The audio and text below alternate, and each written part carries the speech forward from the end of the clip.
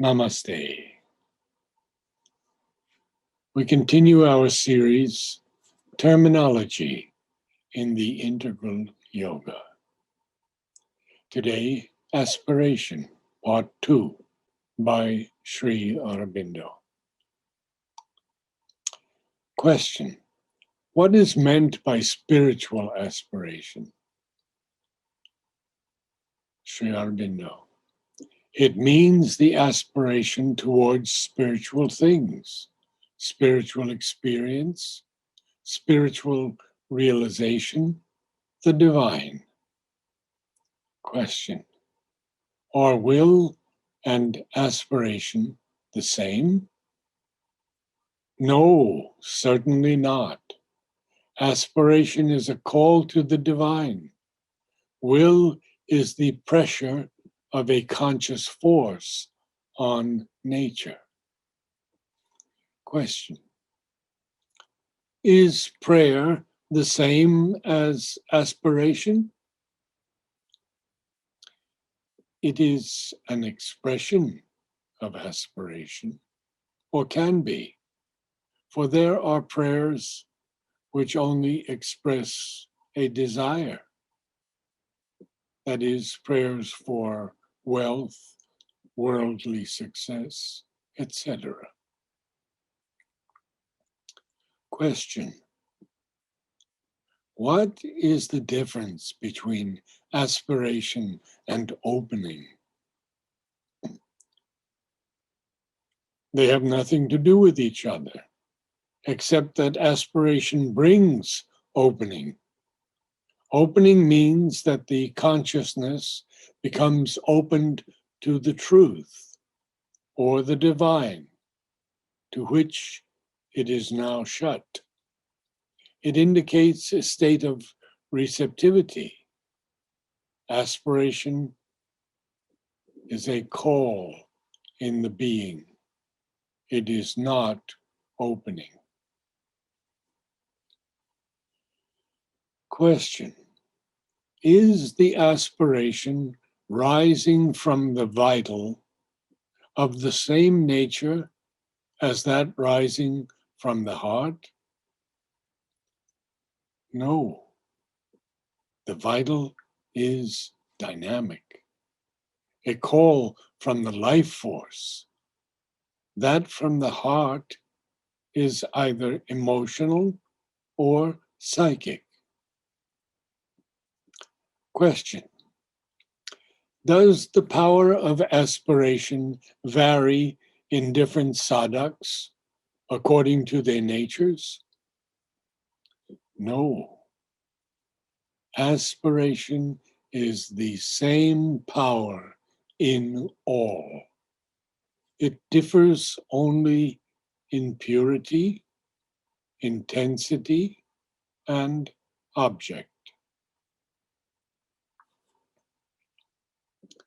Question: can a person with a weak will progress in sadhana by aspiration only? No. He must either increase his willpower or call in a higher power to do it for him. Question: can aspiration increase the willpower of a person whose will is weak? Yes, it can, by calling in the divine will. Question: why does aspiration become sometimes slow and sometimes rapid? It is so with everyone. The nature cannot always go at a rapid pace. Question: if the nature cannot always go at a rapid pace, why are we asked to remain constant in aspiration? If you are not constant in aspiration, the nature will then sink back into the old, lower ways. Question. Will a sadhak who feels neither any intense aspiration nor any acute resistance of the obstacles of his nature be able to go forward in his sadhana? Sri Aurobindo. I suppose it means that he can only progress slowly. Question. When a sadhak does not feel any aspiration and does not get any experience, what should he do to stick on to his sadhana? Remember the mother. Remain quiet and call. Question. Is it possible for a sadhak to realize the divine fully from the beginning by the power of his aspiration? If there is the full purity of the psychic and spiritual aspiration, then that can happen. But it is rare. Question. I feel that aspiration also is increased by the mother's will and grace. Is it not so? Yes, but not if you do not aspire.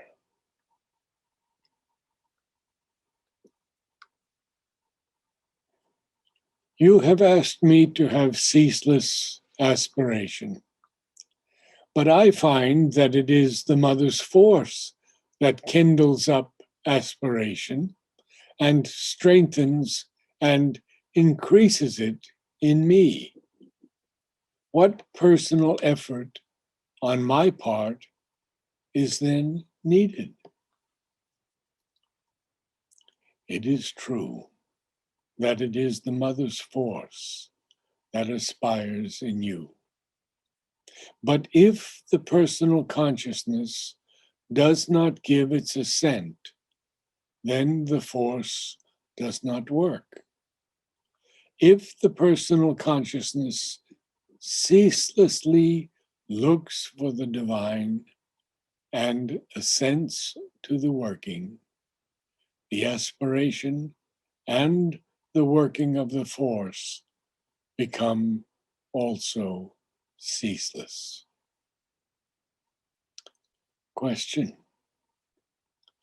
Is it true that if a person has true aspiration, the divine makes him a fit receptacle for his descent in him, even if his mind is ignorant and limited? Yes.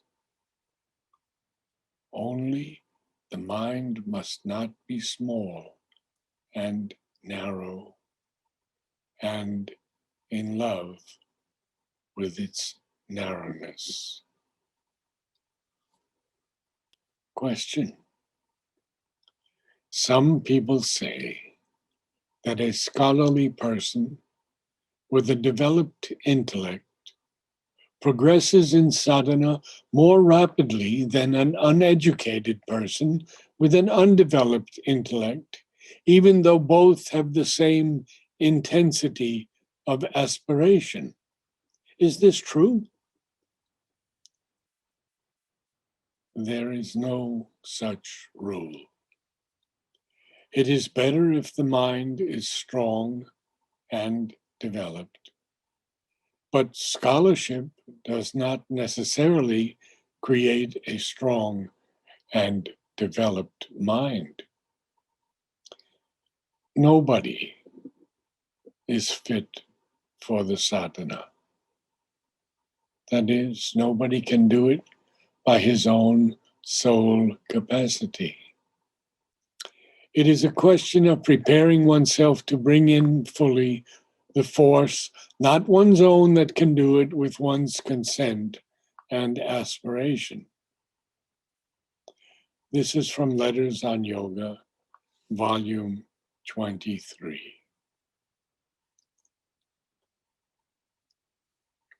Such qualities as faith, sincerity, aspiration, devotion, etc., make up the perfection indicated in our language of the flowers. In ordinary language, it would mean something else, such as purity, love, benevolence, fidelity, and a host of other virtues. Get the psychic being in front and keep it there, putting its power on the mind, vital and physical, so that it shall communicate to them its force of single-minded aspiration, trust, faith, surrender, direct and immediate detection of whatever is wrong in the nature, and turned towards ego and error, away from light and truth. From Letters on Yoga, Tome 1. The last quote, and extremely important. Question: is it true that satsanga, company of spiritual persons in parentheses, creates and increases the aspiration for the divine? Sri Aurobindo: yes. Namaste.